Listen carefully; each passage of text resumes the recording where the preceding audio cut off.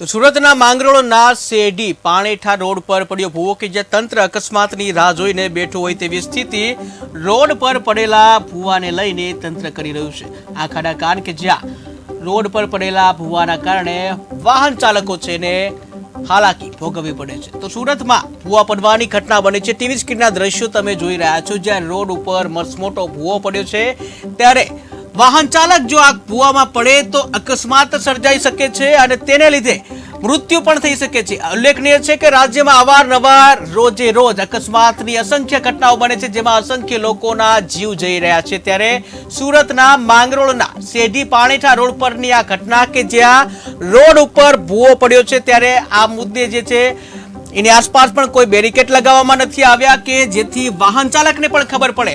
તો જ્યારે વાહન ચાલક આ ખાડામાં પડશે, આ ભૂવામાં પડશે તો કોણ જવાબદાર? જો વાહન ચાલકની આમાં મૃત્યુ થાય તો કોણ જવાબદાર? કે તંત્ર દ્વારા હજી પણ આ ભૂવાને પૂરવામાં નથી આવ્યો। તમે ટીવી સ્ક્રીનના દ્રશ્યો જોઈ રહ્યા છો જ્યાં મોટો ભૂવો પડ્યો છે। જ્યારે વાહન ચાલકો આ ભૂવામાં પડે તો તેમને મોટો અકસ્માતની ઘટના થઈ શકે છે। આ સિવાય ઘણા મોટા વાહનો જે છે એને લઈને પણ જો અકસ્માત સર્જાય છે તો કોણ જવાબદાર? ત્યારે શું તંત્ર પણ રાહ જોઈ રહે છે કે મોટો અકસ્માત થાય અને કોઈના જીવ જાય?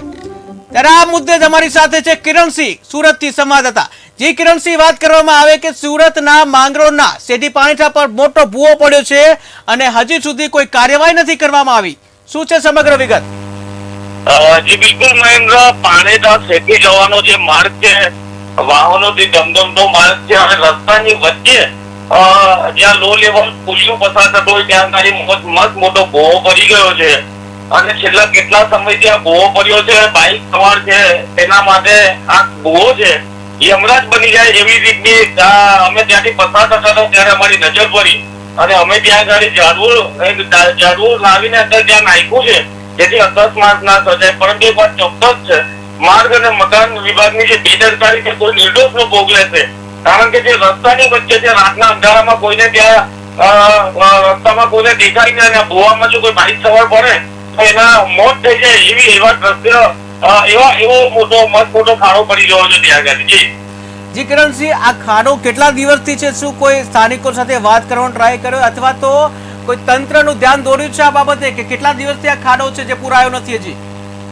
જી બિલકુલ, જ્યાંથી છેલ્લા એક સપ્તાહથી આ ભૂવો પડ્યો છે અને રસ્તેથી અવર જવર કરનારા લોકોને જ્યારે લોકોની ચિંતા થતી હોય છે તો રસ્તા પર ઝાડના ડાળખા તોડી અને આ ભૂવામાં નાખી દેતા હોય છે જેથી અકસ્માત ટાળી શકાય। પરંતુ માર્ગ અને મકાન વિભાગ અને જે વિભાગને લાગતું કામ છે તે લોકો આંખાડા કામ કરી રહ્યા છે અને જો આ ભૂવો ના પૂરાય તો આવનાર સમયમાં કોઈ નિર્દોષ વાહન ચાલકનો ભોગ ચોક્કસ બનશે। જી કિરણસિંહ, સમગ્ર માહિતી બદલ આભાર। સુરતના માંગરોળના જે રોડ છે ત્યાં ભૂવો પડવાની ઘટના કે જ્યાં છેલ્લા અઠવાડિયાથી આ ભૂવો હોવાની માહિતી સામે આવી છે ત્યારે તંત્ર શું કોઈનો અકસ્માત થાય તેની રાહ જોશે, ક્યારે તંત્ર આ ખાડો પૂરશે એ જોવું રહ્યું।